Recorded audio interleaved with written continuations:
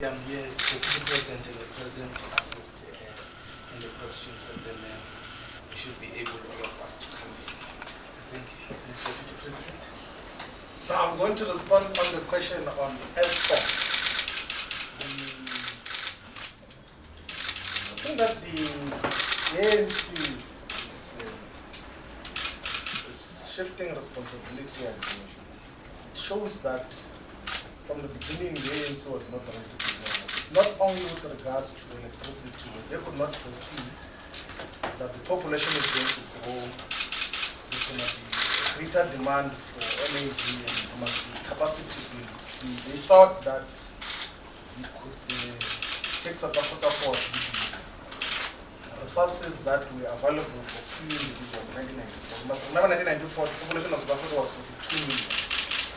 So it's not 40 million. Now we are 52 million. So it's 10 million more people in South Africa. Any government which had to prepare for power for a longer period of time, they should have anticipated that the population is going to grow. There's going to be more demand for electricity. But now to blame apartheid is really a false decoy altogether to shift focus away from the irresponsibility and recklessness of the ANC government. The other issue which we're thinking about is with regards to education. And how do you explain that 21 years since the new democratic dispensation, the only two additional institutions of higher learning that were built can only take 1,500 students when the population has grown by 10 million people. So where are the other kids who matriculate and who are going to start here in Nevada? So there's no proper forward thinking and planning. That is why if you look into the founding on the Facebook of the Economic Freedom Fighters and its policies, it's not only about immediate solutions. It's about solutions that are going to last generations to come in terms of what to do. That is how we speak about industrialization and strategic control of strategic sectors of the economy, with a view that when generations to come arrive, they will live in a far much better country than we currently have. So that is basically what we're dealing with. An ANC that cannot think, that cannot plan for the future. So we really do not take the explanation of Jacob Zuma that all these problems are because of apartheid. It's because of the recklessness and the lack of foresight in the ANC side. Sure. Thank you. Yeah, but also that apartheid was not there when we took a decision to build Medupi. It's not the apartheid which delayed the completion of Medupi. It is the incapacity of the current leadership which gets involved in every big transaction, and all the big transactions are corrupted. And as a result, they are unable to hold the contractors accountable because they are part of the mess. So it is lack of capacity, lack of vision, institutionalized corruption, which makes us to be where we are today. And we cannot blame apartheid. We cannot blame apartheid that we failed to build extra capacity to accommodate the growing population in terms of education, especially in terms of higher education. We have built super high schools and called them universities. Where was apartheid when we decided to build 2 super high schools and call them universities? There was no apartheid. It is the leadership that is myopic and which lacks courage, because courage goes hand in hand with taking risk. You must just take a decision to build a university. There is a university which was built in Cuba. Within a year, it used to be a Russian technology station. When the Russians moved out of Cuba, the commander-in-chief of the armed forces of Cuba declared that place that this is going to be a university of technology. And he gave them a year to convert that into a university. They only missed the deadline with 2 days, and it became a university with all the limited resources they have. But because they've got a political will and commitment, they were able to deliver on the aspirations of the commander-in-chief of Cuban forces. So in South Africa, we lack political will, we lack political courage, we lack visionary leadership, we lack leadership that is courageous and take risk. So there is no apartheid to be blamed there. Of course, we agree that apartheid had to accommodate 10% of the population. But when we said we are ready to govern before 1994, we meant that we are prepared to give electricity to the 100% population. So it is actually disingenuous to even want to accuse apartheid on a matter that we pronounced that we are ready to govern, even produced documents after documents justifying our readiness before 1994. And if indeed we're ready to govern, why do we still blame apartheid 21 years into government? So we think that explanation is wrong. Well, the protest in the mines is going to take a form of any other protest you see in South Africa. Communities protest every day. And protest, it is allowed in terms of our constitution. It is permissible, it is a democratic right of people to protest. And that's what we are calling for. When people don't get water and electricity, they are quick to march to the municipalities and government departments, some even in a reckless way burn clinics and all those type of things. But when they don't have jobs and they don't have economic opportunities, yet there is a mine here which must give them those opportunities, we have never seen them protesting to those mines. So we are saying the same energy channeled against the state, it must be channeled against the private sector. Because we believe both the private sector and the state have got a role to play in creating jobs and creating economic opportunities for poor communities, particularly the mining communities. The same thing with land occupation. I'm happy that ZUMA says he will pay, because we are not going to pay. But ZUMA will never lead people to occupy the land. He's a coward. So we are going to lead people to occupy the land, and ZUMA will pay. Because that's what he said. He said he will expropriate and pay. So we are going to expropriate, and ZUMA must come and pay. We have no problem with that. So he has made a commitment of payment. South Africans must go and occupy the land. And anyone who's got a problem with occupation of the land must go to ZUMA. ZUMA has got his money. We don't have the money to pay any land. So we are going to occupy. ZUMA will pay because he made that commitment in Cape Town. Maybe the excitement of the sea made him to make such commitment of payment, we don't know. But otherwise he was responding to us. He heard that we are going to expropriate the land without compensation, and he made an offer of compensation. It's his business and those who own the land. Ours is to occupy the land. And there is nothing illegal about occupation of the land. This is our land. Soweto and Orlando in particular, which is celebrated all over the world, is a product of land occupation. That land was not allocated for those people by government. They forced themselves into occupying that land.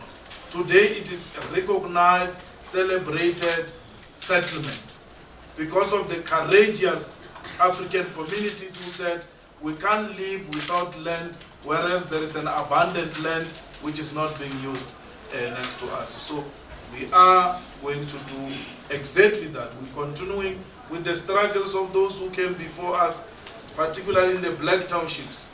There are many, many, many townships that we can point at which are today recognized settlements. But at the beginning, they were called illegal occupation. So we have to go and occupy the land, not only for settlement this time.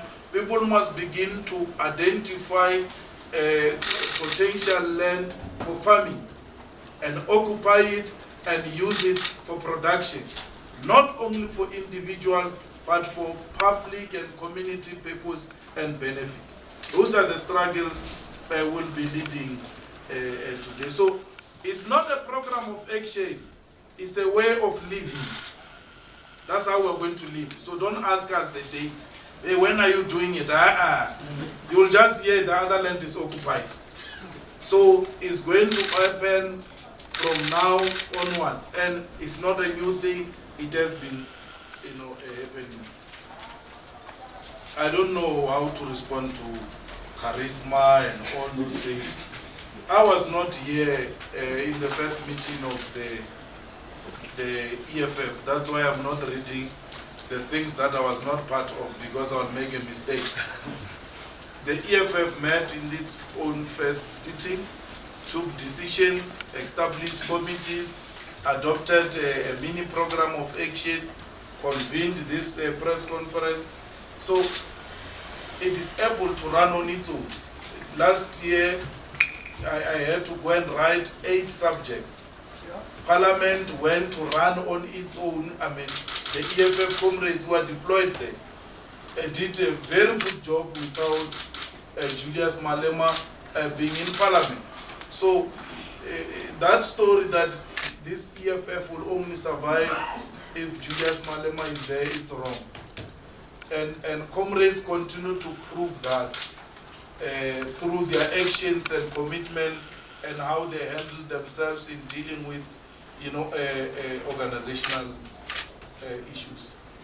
The ZUMA pay back the money is going to happen right on the 12th of February during the State of the Nation. Because Balaga says she's not going to convene any parliament, and she's even saying we are threatening legislature. I don't know what she means by that. So we'll see ZUMA on the 12th of February, and that's why we're going to be asking for the payment of the money. We're not being disruptive. We're scared that if we don't hold ZUMA accountable on the 12th of February, we're likely to see him again in 2016. He may not come back after the State of the Nation, because he has proved that he doesn't take Parliament serious. So every opportunity we get where we find ZUMA, we must be able to ask him that question. Otherwise, we're likely not to see him coming to Parliament to answer questions. These people are playing with South Africans, because in the first instance they said the environment is not conducive for ZUMA to come to Parliament and answer questions. All of a sudden the environment is conducive in Parliament for ZUMA to come and give the State of the Nation. Are we having 2 parliaments? The parliament that is so conducive for the State of the Nation, and the other one which is not conducive for President to answer questions. If there is anyone who's disregarding the rules of Parliament and disrespecting the Constitution of South Africa, is Jacob Zuma, Balaga Mbete, and the ANC. And we are going to force them to respect the Constitution and the rules of that Parliament. For the first time in the history of the State of the Nation, something different is going to happen there. And Balaga Mbete was given an opportunity to avoid that. But because they don't have the interest of this country at heart, they want to proceed even when they are warned that it is not advisable to proceed in a manner in which you want to proceed. We are not disruptive. People say, why are you not using a persuasive argument? We are doing that. By writing a letter, we are using a persuasive approach. We say to them, you convened Parliament specially to suspend and take away salaries of members of the EFF. Here is a matter of national interest. In line with the rules of parliament, you are disregarding it. You call parliament to take away salaries of people, which gets overturned by court and say this is illegal. Here is a legal thing which we must do, which we are paid for. Convene a special sitting where the president will come and answer questions, so that when we go to the State of the Nation, there is peace. And everybody looks forward to the State of the Nation. They still play with that opportunity. Their arrogance is the one that always puts them into crisis. And we're going to teach them that that majority arrogance will never work with the EFF. We're not scared of the ANC. We're not scared of Jacob Zuma. We're not scared of Baleka Mbete. We are elected. We're not employed by the ANC. We're not employees of parliament. We are elected by our people to hold the executive accountable.